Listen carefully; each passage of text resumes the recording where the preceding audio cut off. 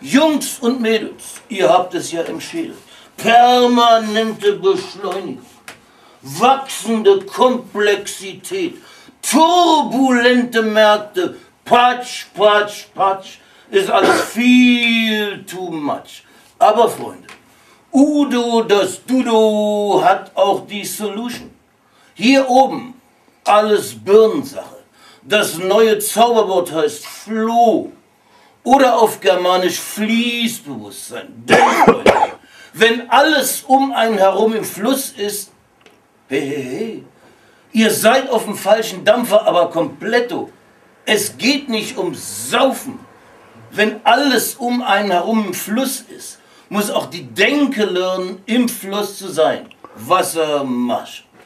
Freunde, nehmt mal meine Musik, meine Mucke. Mucke ist Kreativität. Mucke ist Kommunikation auf höchstem Level. Freunde, das klappt nur, wenn die Denke in den Flow-Modus schaltet. Zick, zack, klick, klack. Freunde, Udos Specials Flow-Training. Das ist neurobirnologische Forschung vom Feinsten. Da japsen die Synapsen stündlich mit den coolsten Strapsen.